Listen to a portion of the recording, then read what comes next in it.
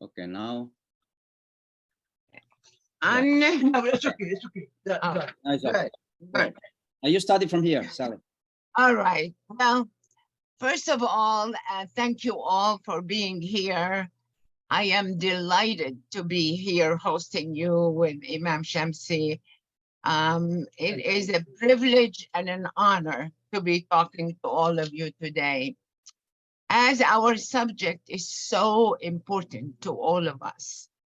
The world has been suffering so much, and we are coming out of a major pandemic that it had affected all of us. And it showed us the past few years that we are one world. We are all connected together, and so we have to work together. It is so important to be able to just leave all the bigotry and the hatred away from us and be responsible for our action and communicate with each other in the same way that we want to communicate with ourselves. The history of this week, I am sure you know it, but I will refresh it for you. It was first talked about, the World Interfaith Harmony Week, first proposed at the United Nations General Assembly on September 23, 2010, by His Majesty King Abdullah II of Jordan. Just under a month later, on October 20, 2010, was unanimously adopted by the United Nations, and the first week of February of every year will be observed as the World Interfaith Harmony Week. So the commandment that was added to it, it was 2 commandments by adding love of the good and love of thy neighbor. This formula includes all people of goodwill. It includes those of other faiths and those with no faith. So I'm delighted to be here with you, and we have amazing speakers that I will be introducing to you, and they're all very accomplished, and they have the right energy, the right spirit, and the right heart to be able to guide us and work with us. Let me start by introducing Rabbi Robert Bob Kaplan. He is the founding director of the Center for Community Leadership, a JCRC New York. He is also a member of the New York City Human Rights Commission and Justice and Human Rights. So please welcome with me Rabbi Robert Kaplan. Well, thank you so much. And it's my distinct honor to be with you all this evening, and certainly the message of how we're going to navigate some of the difficulties that are sitting in front of us. Someone that I came into contact with literally during the height of COVID, his name is Peter Coleman. He is the chair of the Morton Deutsch Center on Conflict Resolution at Columbia University, wrote a book called The Way Out. It is an exposition of how, certainly within the United States and worldwide as well, that we are in a position right now in the world of toxic polarity. In other words, there have always been differing sides. There's always been people that didn't agree with each other. There's always been one side looking at the other side as not necessarily having the full truth or having the ability to have the full truth. Yet there was an increasing level for many, many years, for decades, of acceptance of alternative narratives and ways of approaching a way of building a society together. What Professor Coleman wrote in his book was that over the past 50 years, more increasingly, that notion of lending dignity to another's narrative has not only dissipated, it has practically disappeared. In fact, we have gotten to the point where we see the other in society, not in terms of merely owning or living by a different narrative, but as being an enemy or a destructive force in the context of the world that we live in. We no longer can lend dignity to the other's narrative. We now are looking at the other's narrative as being something that is, in fact, dismantling our narrative. And therefore, it is not just someone that we may think differently of, yet will work with in the context of building a better society together. The other is now a destructive force that needs to be somehow eradicated from the public scene. And we have seen this build and build and build in the context of our society. And as mentioned, I am from New York. We have seen the level of hate crimes, of seeing the other in such a destructive way, rise and rise and rise in the context of what is now a literally epidemic, fortunately not on the level of the pandemic, but an epidemic of hate that has become acceptable within the context of society. What once was literally unacceptable, people may have had ideas that were based in racism, anti-Semitism, and Islamophobia, and other kinds of hatreds. They were often loath or reluctant to utilize them or to speak of them publicly. That barrier, unfortunately, has been lost. And because of the loss of that barrier, and the way that some, and I will say that I am not being political whatsoever, while some in society have used this kind of hatred as a political tool in order to push certain agendas, or have used it as a societal tool in ways of getting the kinds of resources or kinds of things in society that they require and the others may not, or seeing their narrative as being the narrative that they feel society must work by. Unfortunately, because of this type of direction that we're going in, what happens is often those who are looking for direction or feeling afraid or feeling alienated for society will literally choose up a side. And according to, for instance, the New York Police Department's Hate Crimes Bureau, at least a third or more of the hate crimes that are perpetrated in the city of New York today are perpetrated by people with severe mental illness, with the full recognition that it's not that they wake up in the morning and necessarily hate someone from another faith group or another race group or another way of looking at the world. They are influenced by the constant consistency of the mantra against the other, the destructive mantra against the other.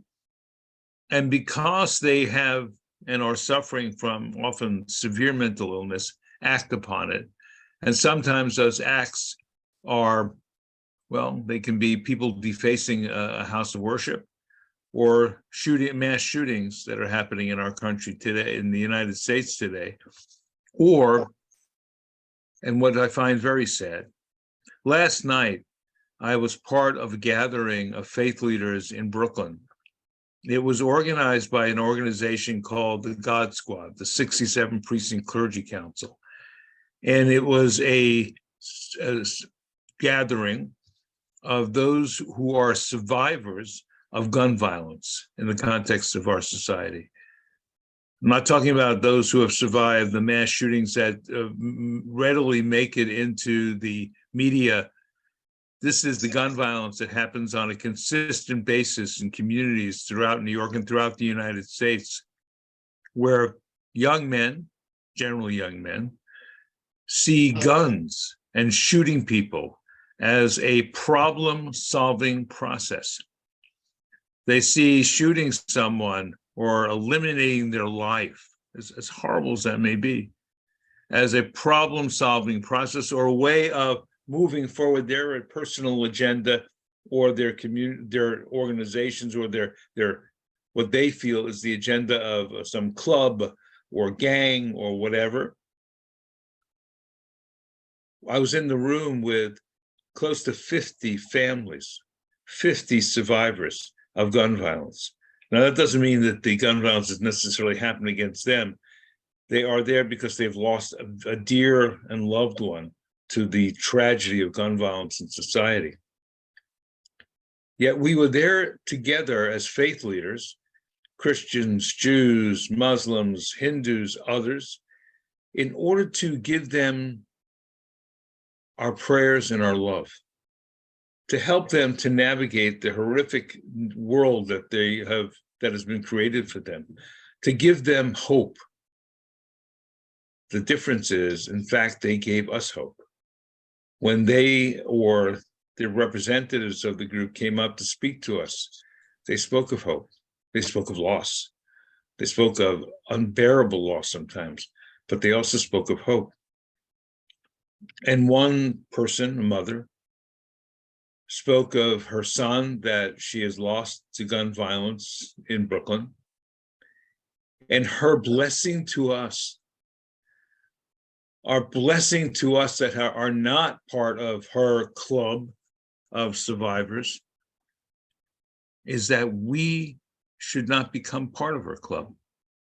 We should not become those who are affected by the horrendousness of hate that evidence itself through someone seeing the other as less than human and shooting them and killing them. So their entire family and the world that they lived in, their friends, their loved ones, were bereft of that soul, not only at that moment, but forever. And as we travel around the world, we see similar types of incidents or beliefs that we're going to solve problems through a gun. What is happening today in the Ukraine is absolutely horrible and horrendous. It is difficult in the morning to even watch the pain and suffering that is happening to families, to loved ones on both sides of the conflict. The hundreds of thousands now of those who are forced into or have become combatants, killed during this past year of conflict in the Ukraine. Those who wake up in their homes relatively secure or feeling relatively secure, less so now than ever, having a cup of coffee, a cup of tea, enjoying the love of their family. All of a sudden, a horrendous missile hits their building and lives are snuffed out. So I'm going to go back to that gathering of last night. Who brought together that gathering? It was leaders of faith. It was faith leaders from different walks of life who have decided that their faith has told them explicitly that this not that this should be less, that this must end. And that through their faith, they're going to dedicate their lives and their actions, their prayers, but more than their prayers, they kept emphasizing their actions to end this scourge of gun violence. What I took away from that evening was not only a great amount of sorrow, but a great amount of hope and a great amount of instruction.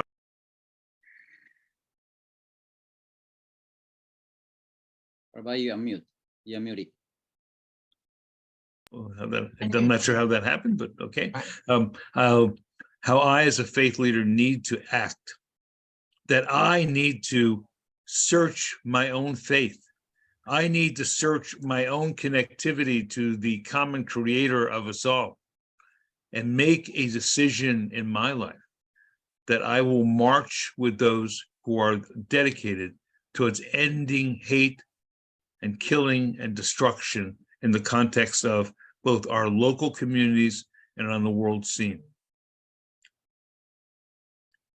Without making that decision of faith, without seeing my strength come from our common creator, I am not able to get to the next step.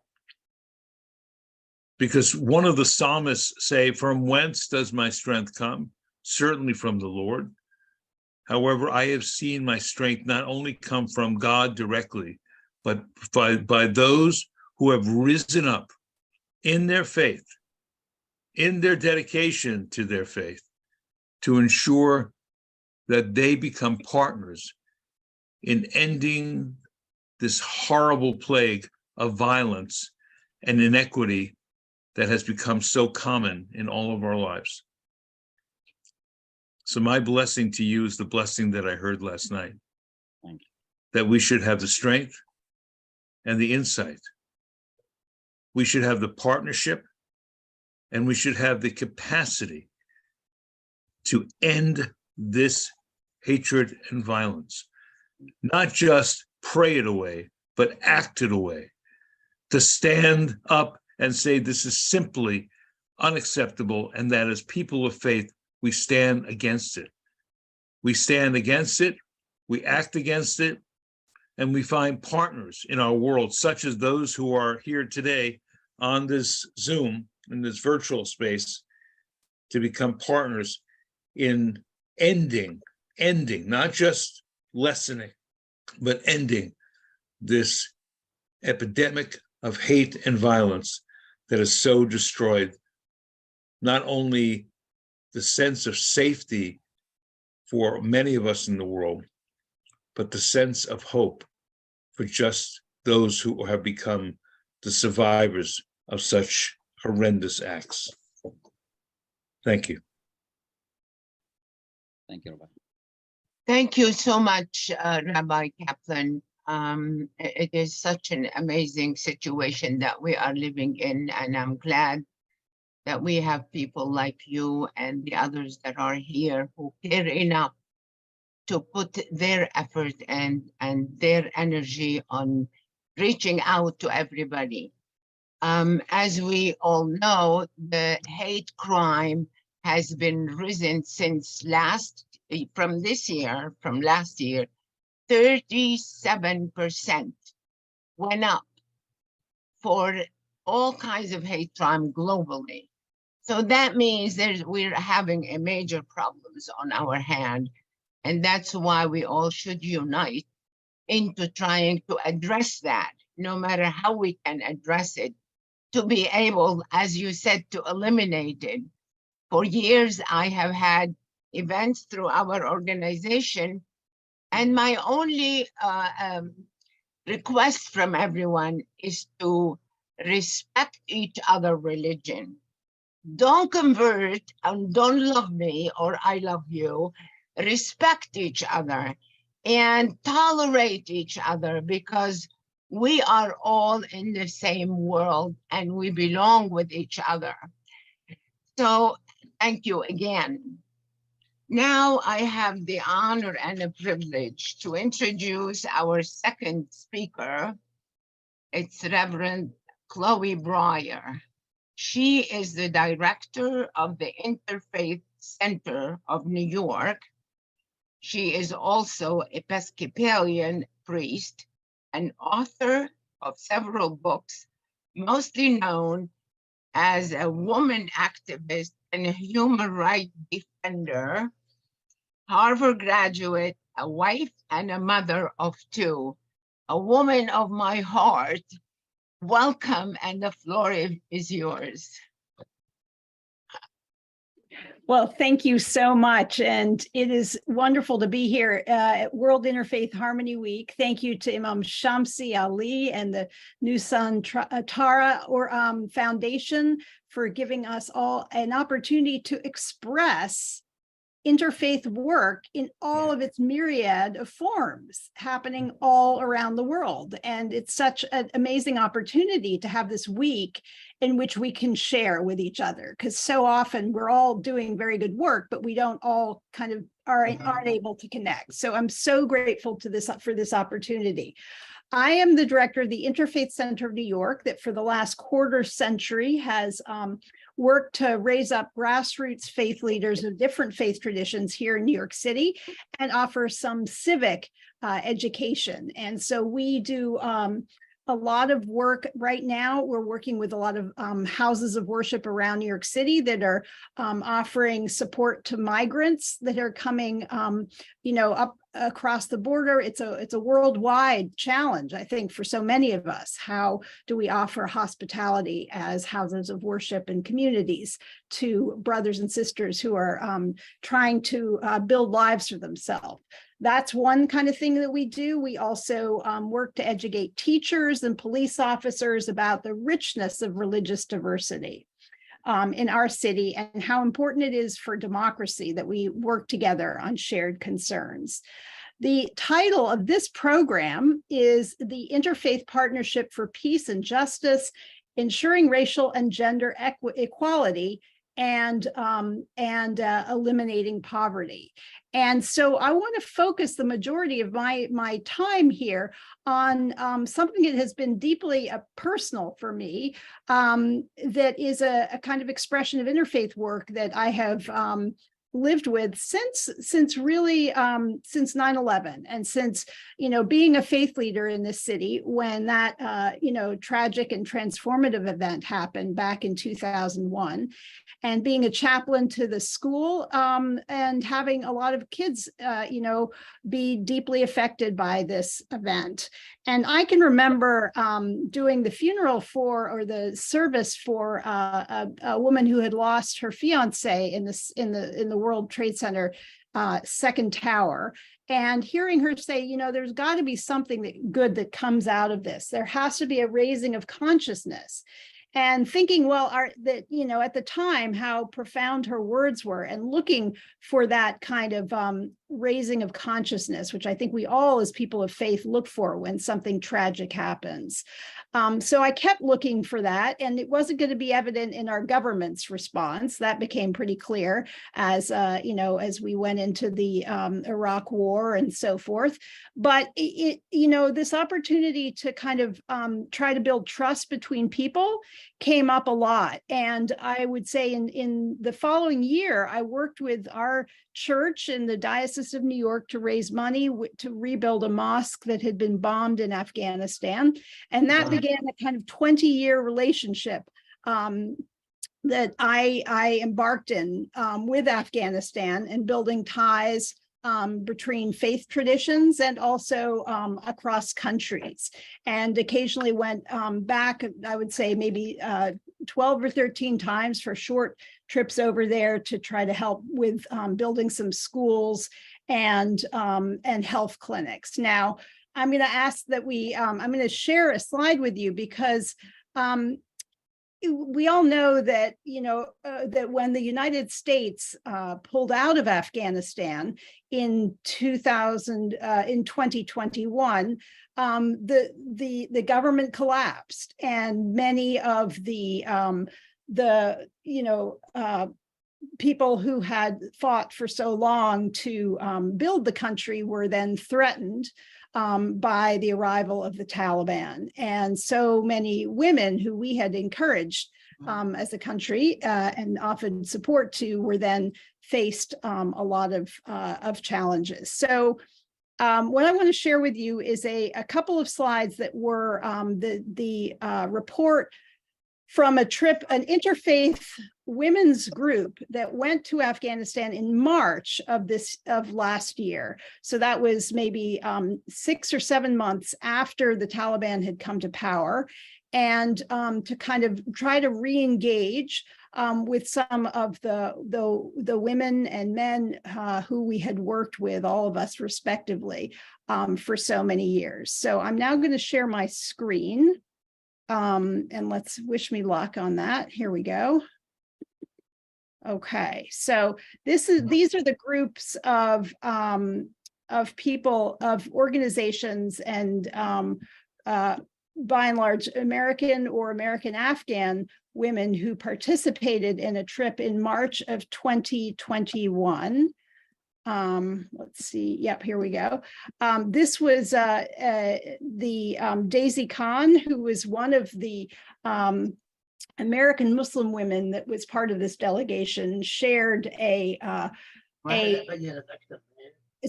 document that had to do with, it was the Declaration of Muslim Women's Rights, with the Ministry of Foreign Affairs of the de facto government. We don't think it probably went very far, but nonetheless, they received it.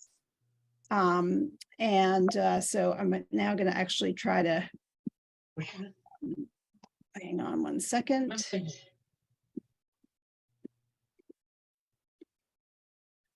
Okay, so we know that in Afghanistan, back in the fall, 47% of the population was in need of a lot of direct assistance for hunger, and that is 20 million people. That number has only increased since the winter time. And while much of the spotlight has changed from that country to other crises around the world, nonetheless, hunger is an enormous, enormous issue. And something like 90% of the country right now relies on humanitarian food assistance. This was a group of girls that we met with who were high school aged. And as you may remember that in March of last year, schools opened for girls ages kindergarten through 7th grade, but high school age girls were not allowed to return to school. And that remains the same as today. So if we're talking about gender equity, this is one of the worst abuses of women's rights and dignities almost anywhere I can think of in an organized fashion around the world. So these girls have gathered much at the peril of their lives, but they are seeking to remain in community with one another. And there are some programs that are allowing them to do this. This is a picture of girls from an organization called PARSA, which I encourage you to look up and support their work if you feel so inclined. The next slide is happened upon again, this was March. So a time still of transition. There were graduations going on at that time. There are no longer, but these were young women medical students who, if you recall, women have to be treated by other women. And so the idea that women are not able to get a high school or college education is condemning a generation of people to go through childbirth without medical assistance. So that's another cause of concern. This was a meeting with the Ministry of Education, and you'll be interested to know because there were definitely factions within the Taliban, and a more hardline group has come to power. Both these people are gone from their position as of now. And these were the lines of people waiting for bread and the way that people continue to sell their household goods to raise money to support themselves. Since this visit, a lot of the money that was kind of released or had been frozen by our banks has been released for humanitarian purposes, but not all of it for sure. This was a press conference that we did at the hotel in Afghanistan, and got quite a lot of good coverage for that. Just to catch us up to date, since some of you are, may have heard about a trip that Amina Mohammed, the Deputy Secretary General of the United Nations, took very recently, where she met with some of the authorities over there. This was a letter that we had drafted with Religions for Peace, where we asked the UN and the Organization of Islamic States, of Islamic Cooperation, to, to investigate how many households were run by women in Afghanistan, because those are the ones that will no longer be able to get humanitarian assistance at all if there are no women working in NGOs, which is what the latest edict was. So the opportunity to work together in an interfaith context and to, to try to raise up these questions of gender equality and elimination of poverty that are so linked, continue today, not only in our own, in the United States where I operate, but around the world. So I know that Indonesia has a big, as the world's largest Muslim state with a pluralistic outlook, a strong force for good among many of our of the Muslim states around the world. So thank you so much, and I'd be happy to take questions later. Thank you so much for all of this insight that you had given us about the situation for women in Afghanistan. And I would like to share something with you. I'm very aware, obviously, of the situation, as most of us are. I belong to the National Association of Women Judges in the United States and international. And we have met and had invited over the years many judges from Afghanistan that we know personally. And since this happened, we have been trying to bring them outside with their families and so on. We have one such family here in Queens, actually. And our group, the women judges of the New York area and New Jersey, had located a job for her already, and her husband is coming to see me for another job at the UN. So I commend for all of the work you're doing. We are all trying to help the women in Afghanistan. And I have to say that few countries, quite a few actually, you have Qatar, you have UAE, you have Kuwait, they all denounced what the Taliban have done, because this is un-Islamic and it is uncalled for. And these people, this government, this new government, whoever they are, so-called Taliban, they should be in jail for doing what they're doing for women. After so many years, these young girls and the young women have accomplished so much vis-a-vis education. And it's in their religion. In the Islam, it says for women to be equal to men and to study and so on. Tradition is that, who will earn more living, but not the same way the Taliban are doing it. So any help you need from me, I'm here. So let me know. I'll be very happy. And of course, I know our mutual friend, she had approached me because we're doing something during the conference on women, CSW, and we are bringing that subject in as well. So thank you for your work. Thank you. Now we have an amazing person who I am very proud to call my friend. And I'm sure he is a friend to all of you. He's been a voice in New York City and globally, and we all respect and love him. And I love him and his family and his wife and his kids. So I would like to introduce to you Imam Shamsi Ali. He is the director Imam at the Jamaica Muslim Center, Queens, New York. He's the founder and president of Nusantara Foundation. He is formerly Imam at the Islamic Cultural Center of New York, president of Muslim Foundation of America, and chairman of the Muslim Day Parade in New York City, where we had also collaborated with you a few years back. He has been face of Islam and Muslims in New York since 9/11 and has been awarded by many institutions, including the United States and New York government, largely for his works in the Interfaith relationship in US and beyond. There is so much to him that I cannot talk about so much because of time, but I can go on and on and on. So with great pleasure, I would like to introduce Shamsiad. The floor is yours. Thank you very much, Sally. You and your wonderful husband are really a representation of what the Prophet Muhammad said, that khairun nasi anfa'uhum linnas.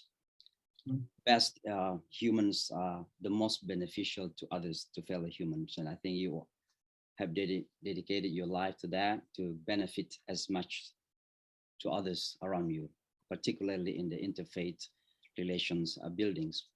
I'm also very proud and honored to be with two of my great friends, Reverend Claude Breyer and Rabbi Bob Kaplan, both I consider champions of freedom and justice and human rights in New York City and beyond.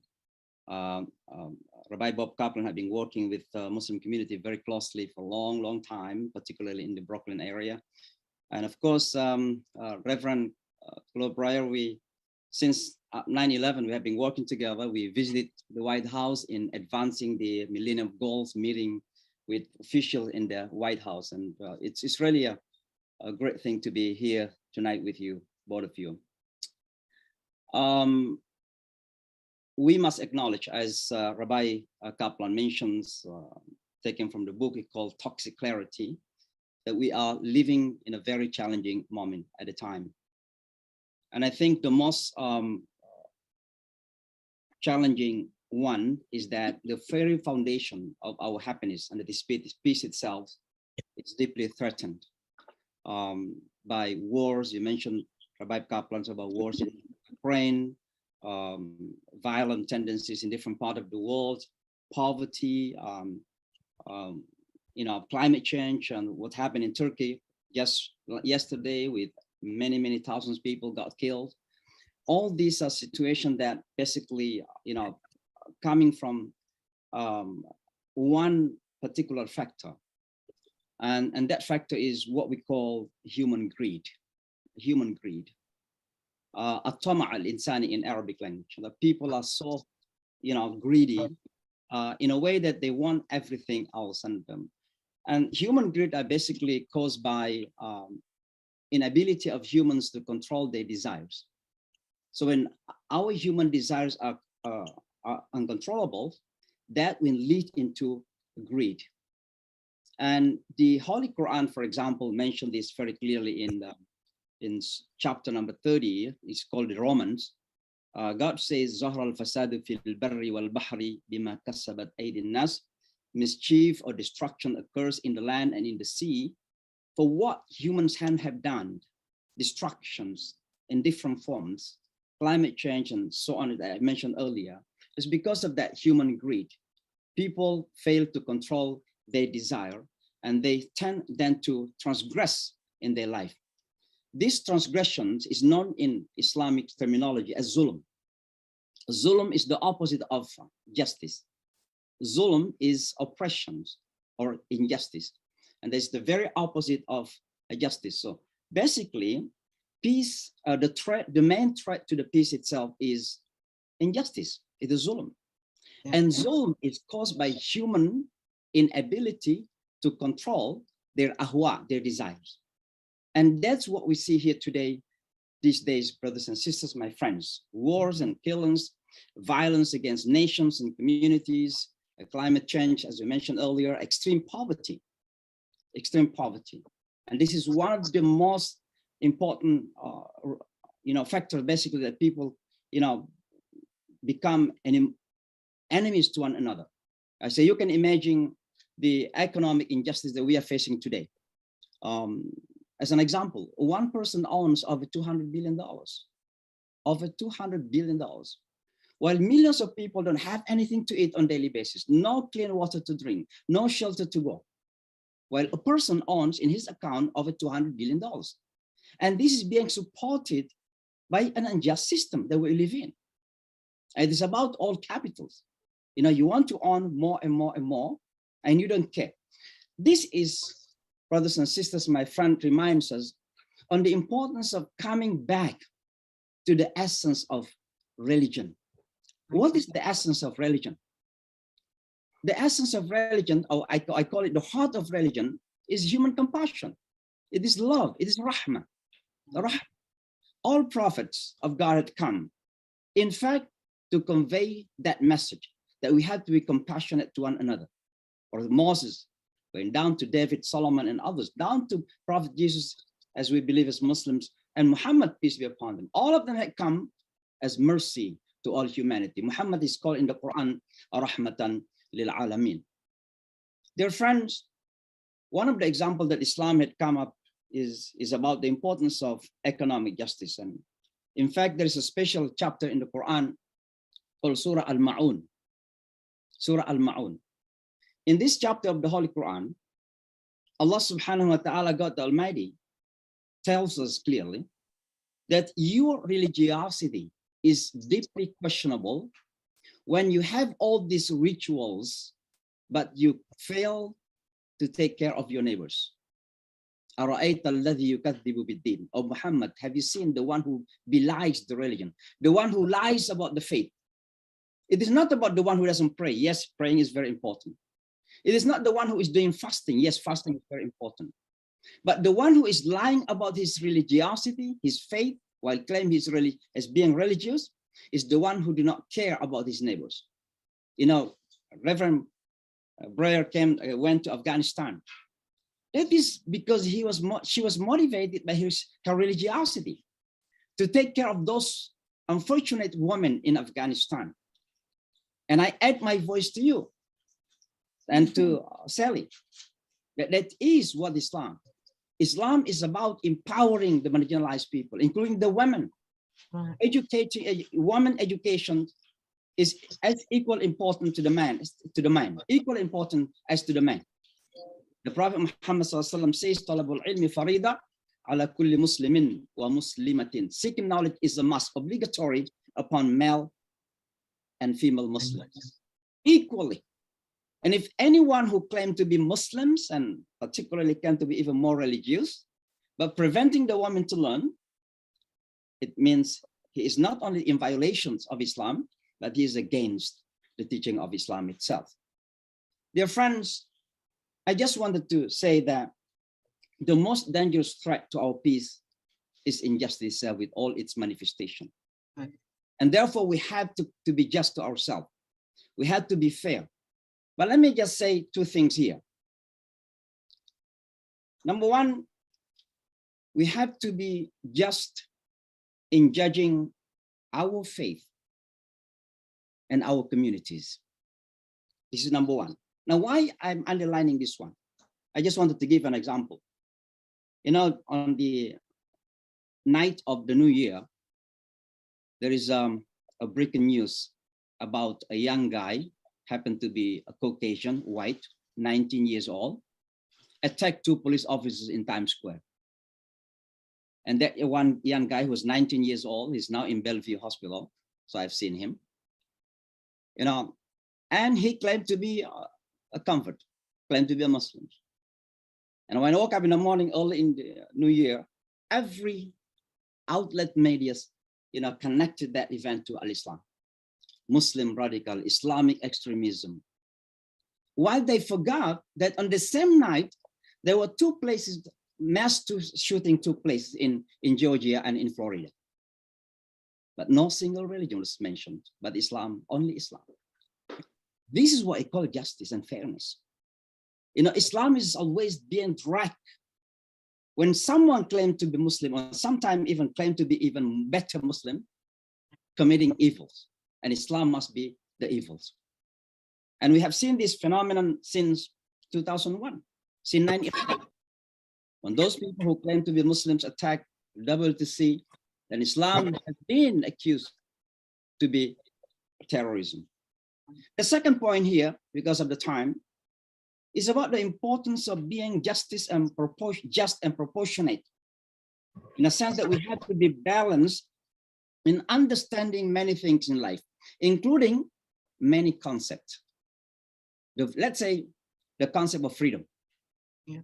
You know, I'm mentioning this because there's an important point that I would like to underline, the concept of freedom.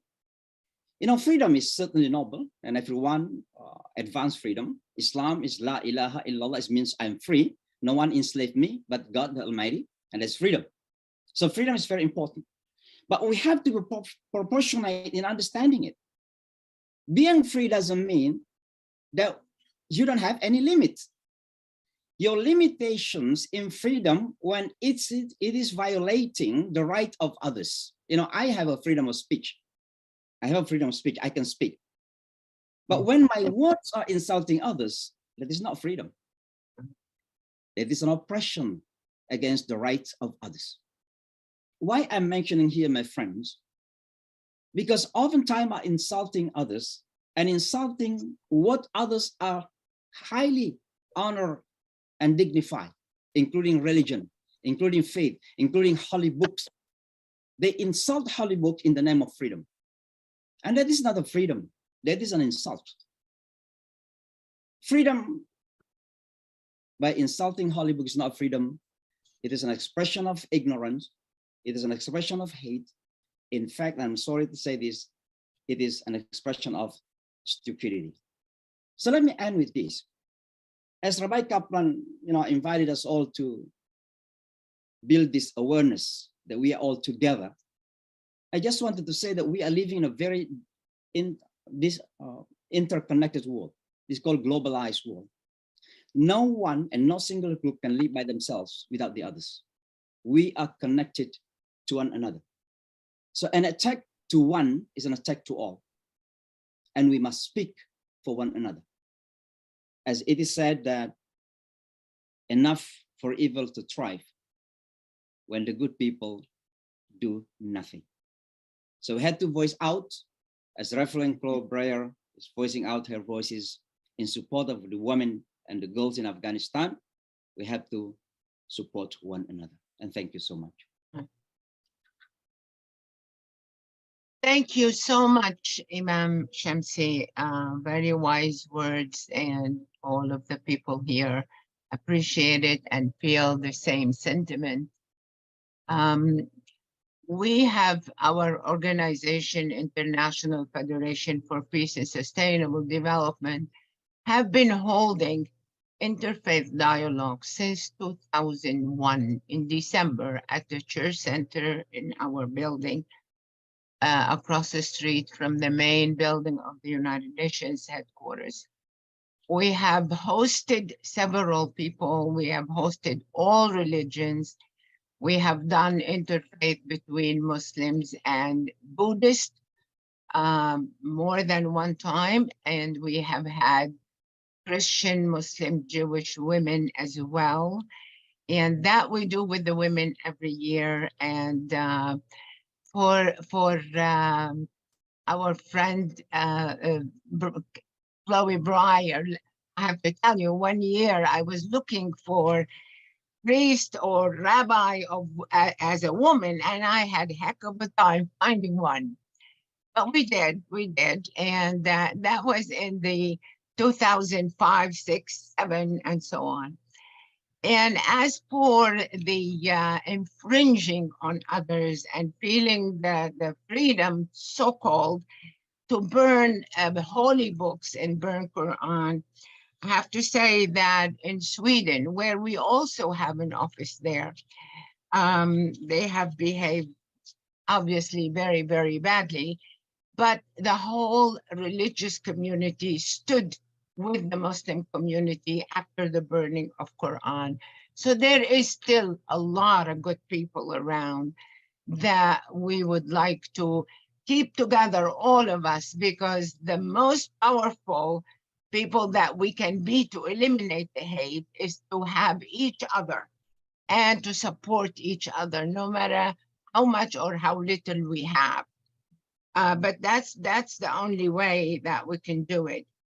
As for what's going on in Turkey and in Syria, I'm telling you, this is a heart-touching. It's just amazing. It's just amazing to watch those buildings just drop.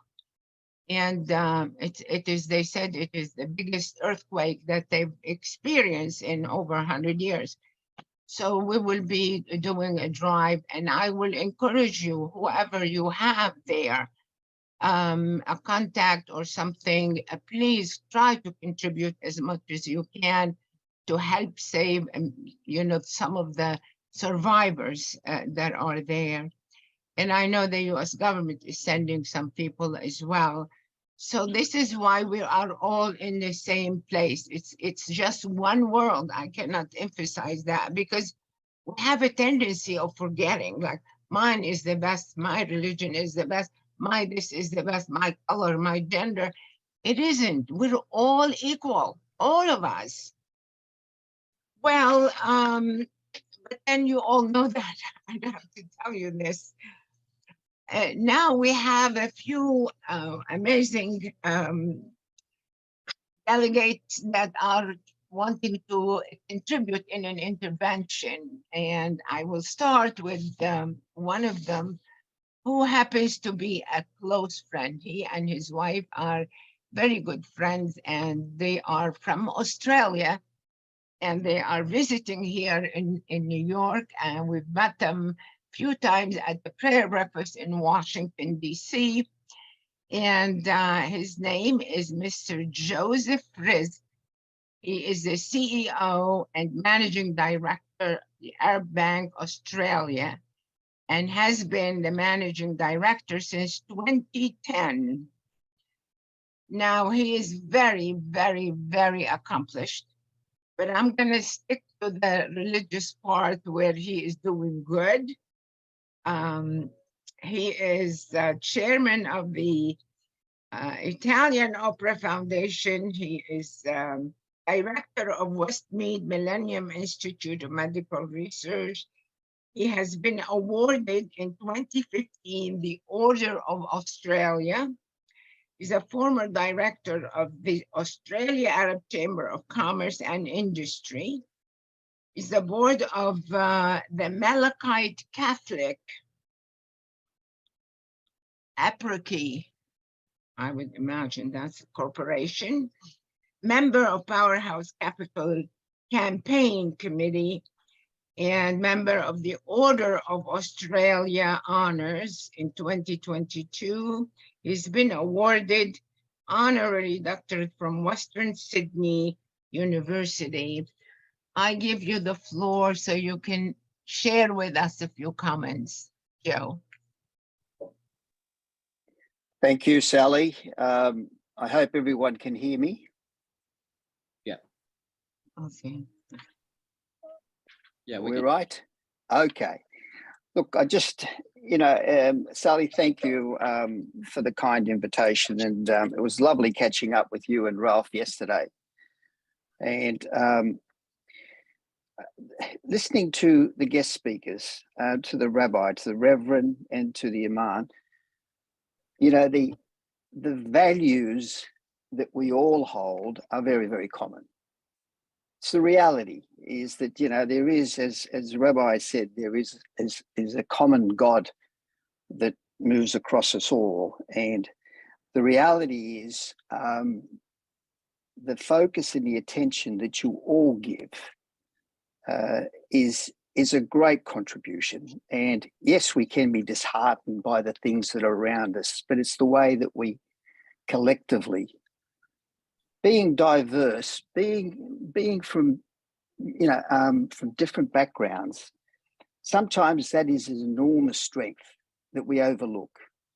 Diversity really is the catalyst for change, and people don't really look at that in its full focus. Just look at an orchestra. Look at the individual contributors to an orchestra. A musician on his own produces lovely music, can produce lovely music. Right. But as a collective, as an orchestra, the results are exceptional. They're extraordinary.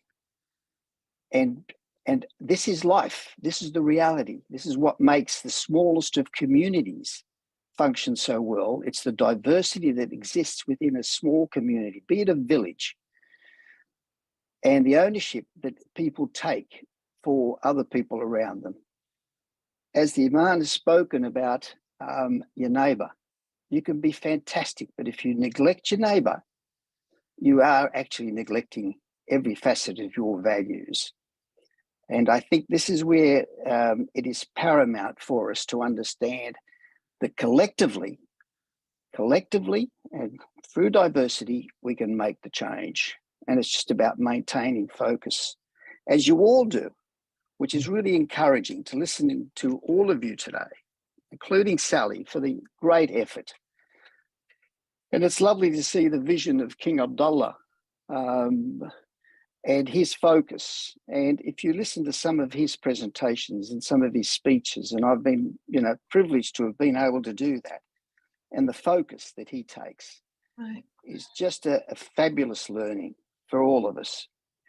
But I just want to keep encouraging yourselves. Look, I've had the pleasure of being close to Rabbi Zellman in Australia. And Sally touched on the need for education for children. And what Rabbi Zellman Castell does in Australia is enormous. He's introducing children from different backgrounds, different faiths, and he's collectively combining gatherings, and I've attended a few of those, and it is so encouraging to see the young working together in an education and an understanding of their diversity.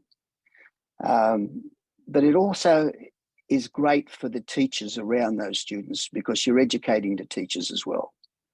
And I think if we always take that focus, we achieve things. And for me, some of the greatest rewards have been with the young people. Every facet of my activities is dealing with young, up and coming students that come from junior school right through to university. And if we don't take the view of really encouraging them to understand their neighbour, then they are the ones that lose out, and we as a whole lose out. But I'm hoping that that Rabbi You will be speaking. He will be speaking. He's Right. with us, and I will end at that. But thank you all, so encouraging, and the blessings are enormous. Thank you.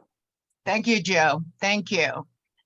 Well, I would like now to introduce, for a short, obviously, intervention from someone we just heard about, from his friend here, Joe, and I'm really pleased and honored that he was able to join us this afternoon, this evening. And his name, obviously, as we heard, is Rabbi Zellman Castell. Is the National Director of Together for Humanity. Rabbi Castell was raised in the ultra-Orthodox Hasidic tradition.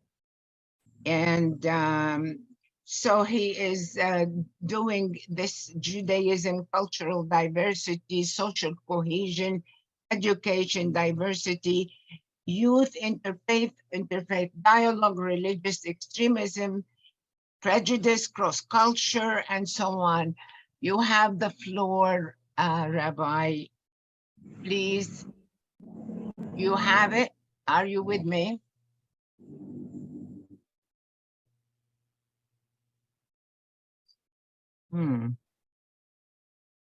Rabbi Zellman,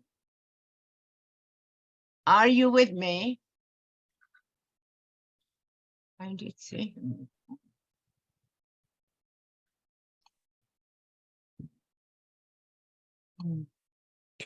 Go to the next speaker. Okay, I will. I thought he was here at the beginning, but we have another intervention from another amazing person that we have, and he is Dr. Adib. He's an Lebanese American, is professional engineer, speaks 6 languages. He is very active in lecturing, engineering, ethics, and religious tolerance. He belongs to numerous honorary, professional, civic, and interfaith organizations and he is the major speaker at the United Nations Friday sermon once a month. So amazing soul, and I would have the honor to have you address us for a few minutes. Thank you, Sally. It's a privilege and honor to be with all these beautiful souls. I can see their pictures. I coming after Imam Shamsi Ali with his eloquence. It's going to be something hard to reach. But nevertheless, I would like to address what you are talking about from a different angle. I'm talking about axioms, like in mathematics. Axioms of our religion. Number one, we are trustees from God on earth. Trustee. Trustee means that God wants us to be like Him. We have compassion, we have love, we have understanding, we are tolerant, we are all kinds of good things that we have. That's number one. Number two, that God created this world on a purpose that to be diverse. Diversity is God's will. And when God addressed our beloved prophet, peace be upon him, and all other prophets, he said, if your Lord has will, would have made all humans alike. You cannot change them. So when we are different, it means we are born free to choose. Freedom is the second thing. Since diversity and freedom, that's the third most important thing, is that a verse of the Quran that says, Ya ayyuhan nas, O human beings, we have created you from a single man and woman, Adam and Eve, meaning, and made you into tribes and nations so that you may be acquainted with each other.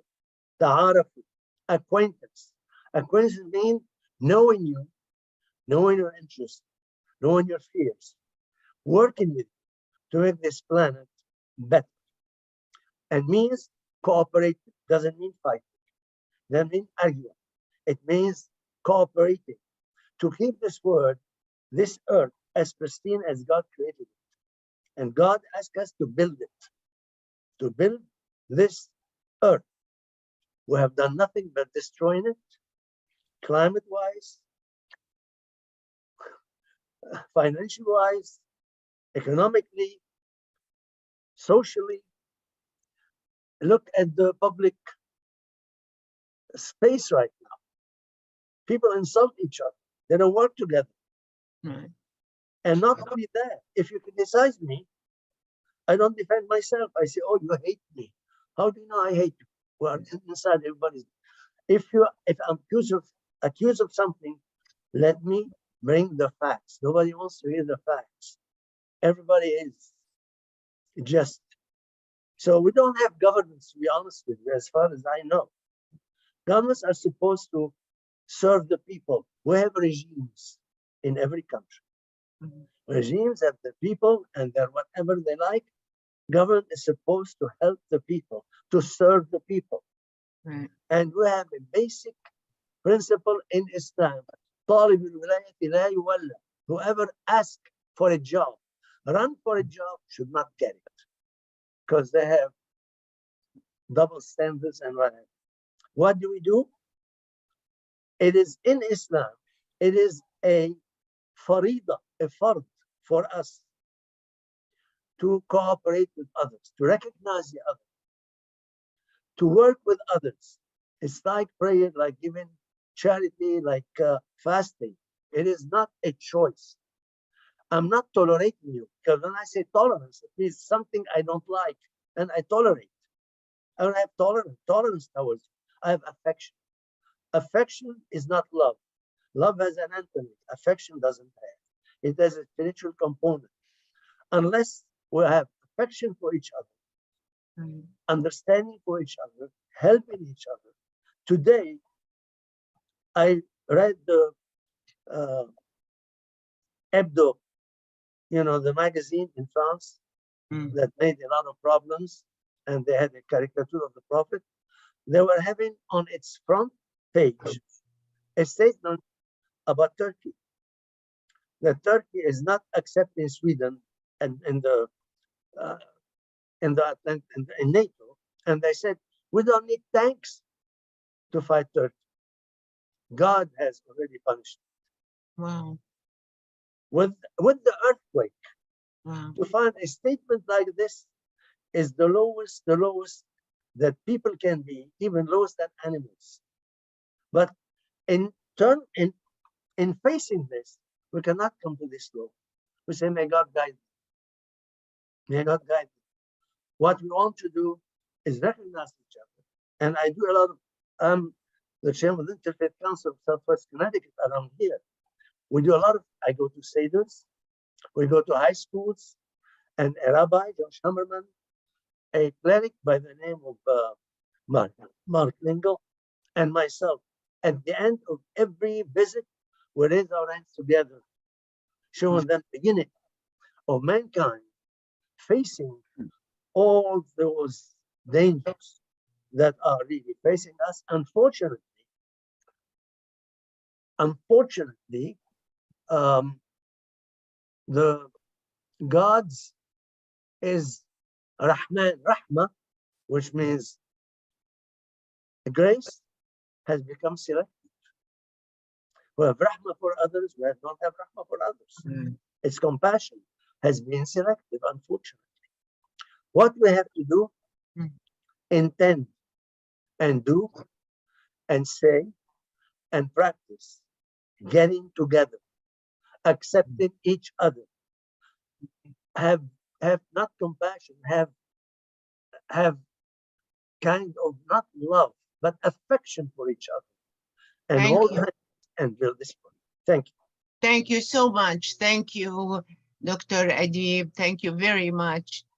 Imam Shamsi, do you think we would have a few minutes for question and answer if we have some? We limit ourselves into 7:30. Now it's 7:23, so we're gonna have 7 minutes on 7 minutes. I have to say something that I am really amazed. We have limited the number of people to participate, and I am really proud and overwhelmed with the numbers that have joined us. And thank you all. So please, if you have any questions, address them to whoever you would like and tell us so. Go ahead. Me? Ali, yeah, go ahead. Yeah, go ahead. Abu Ali, Okay, yes. thank you very much. I have one question. Treat others the way you want to be treated, and then stronger together, Right. living together in harmony and peace. My question is, I address to all of the speakers. Do you have some tips how to live together if we do not know each other? Yeah. Thank you very much. How about you, Chloe? Would you like to answer that? Well, we like to start around food. Food is a great way and to get to know your neighbor. And I know that in New York, something that's become a kind of way to do interfaith dialogue has been, for example, having iftar dinners that welcome people of other faith traditions. Likewise, Passover seders that are welcoming of people of other faith traditions. And you know, we've got also the tradition in Christianity of Maundy Thursday, which often involves a meal, and but really those two things have particularly the iftars seem to be very popular now and are a welcoming way to introduce conversation, and you know, food is often a good way to start. And yeah. Yeah, that's very true. Very true. We all want to eat and listen to each other and break bread, like they say. Yeah. True. Yeah. Any other questions? No, I just wanted to add to that. Go ahead. I think Dr. Adib mentioned the verse in the Quran that, "O mankind, we created you from a male and a female. We made you into many nations and tribes in order for you to get to know one another." Ta'aruf, the word ta'aruf in Arabic is come from the word uruf. It's not only about knowing the names and where he's coming from, but it's deeper than that. It is about living together. And just briefly, I'll give you an example. When I came to this country in 1996, I rented a house in Astoria, Queens. And my neighbor was an Irish, happened to be a Catholic in religion, Irish background. And, you know, every morning he came out from his house just to say hello to me. And as a person who had never met non-Muslims a lot before came to this country, you know, we have a lot of suspicion in the minds. But, you know, he insisted to come and say hello, smiling every day. And that interaction basically changed my mind that, you know, we have our individuality. I'm a Muslim, he's a Catholic, but you know what? He's a human being, I'm a human being. And that humanity connects us. And that is true ta'aruf. So ta'aruf is not only coming together. And unfortunately, many people, when they heard about interfaith, they thought about discussion and dialogue, leader to leader, talk, academic. No. Here in New York, we organize in the past what we call midnight run, organized by Muslim, Jews, and Christians, feeding homeless in the winter season, in the middle of the night. I still remember when a Jewish, you know, student from GTS with a youth group from 96th Street Mosque went out to the street distributing a hot sandwich in the street of Manhattan. And when we hand over that sandwich to homeless, they see the Muslim with hat and the Jewish with kippah, and they say, "Huh? You're Muslim. How it is possible for you to come together?" But that is the reality. That is interfaith. That is what interfaith is about. So ta'aruf is living the life with our own particularities, but willing to go beyond. Yes. Any other question? We have a minute or so. Go ahead. No more. Well, because we limited them because we have to leave. It was delightful to see you, Joe, and I don't know what happened to the rabbi. Did you manage to find where he is? You know, he is in Australia. Sally, yes, I did touch base with him. He had a limited time. He was there for the majority of the I saw that. The presentations and speakers, and he will make contact with you. And I think it is important to share his contact details with those that are interested. But he's fabulous work that he's doing. Fabulous work. Definitely, because I did see him, and then I figured there must be something to do. He had limited time. Absolutely. but he sent me an email and just basically said he'd love to make contact. He does come to New York on a regular basis with relatives here and so forth. But it'll be a great opportunity to link up with him when he's here next time. Absolutely.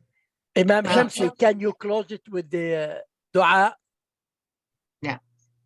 First, let me thank everybody for being here this evening. And I am flabbergasted that we had so many wonderful people joining us from many countries. And I see my dear friend from Germany, from Berlin. How are you, my dear? I'm glad you are joining us here. And I have to mention that Katerina, her daughter, she is studying at the university in Berlin all about Islam. She speaks and writes and read better than I ever did Arabic. And she's doing a lot of research about the contribution that the Arabs and Muslims did vis-a-vis science and all of the other things that they have done and medicine and so on. So please give her my regard.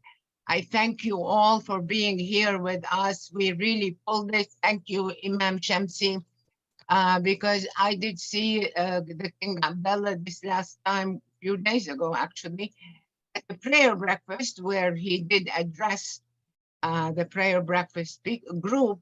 And he started something, and I had promised him when he first announced it that I will be doing my best to do whatever I can to be part of this, because it is something that we all believe in. And my partner in crime is Imam Shamsi. So we've been doing this in different forms and locations, and I've partnered with many people, including the Vatican, since 2006. And we did something together with the rabbis and 2008, and so on and so forth at my platform, which is the United Nations. I welcome all of you. Please feel free to get in touch with us. You all know our emails and addresses, I hope. And Imam Shamsi, you know where he is, and you can reach me anytime, and we be really awesome to stay in touch with each other. I thank you again, and I would pass it now, the floor to Imam Shamsi to guide us into a prayer. Well, thank you again, Sally. Thank you again for your leadership, and of course, your wonderful husband, Ralph. You know, on this. See, men stick together all the time. Yeah. Right. And so, you know, dear friends, as you, all of you know that what's going on in Turkey and part of Syria. Yeah. I think our heart is with them, with the people there. And so we'd like to end this event with silent prayer. In the Muslim tradition, we are going to recite Surah Al-Fatiha, and in any faith tradition, you have your own tradition, please do pray for them. They need at least our prayer, but we have to do every possible way to help them, inshallah. Many, many organizations are doing great things. So in any capacity, please do your part to help, you know, to ease their burdens and difficulties. May Allah make help them. So for Muslims, and let's just say Surah Al-Fatiha. أعوذ بالله من الشيطان الرجيم بسم الله الرحمن الرحيم الحمد لله رب العالمين الرحمن الرحيم مالك يوم الدين إياك نعبد وإياك نستعين اهدنا الصراط المستقيم صراط الذين أنعمت عليهم غير المغضوب عليهم ولا الضالين آمين. Thank you so very much again, and have a wonderful night for those who are in the United States, and wonderful morning those who are in Indonesia. I don't know what's time in Australia. Enjoy the rest of the time. Thank you. Assalamu alaikum. Thank you. Alaikum salam. Bye. Alaikum salam. Bye, Bye-bye. everyone. Thank you. Bye. Thank you.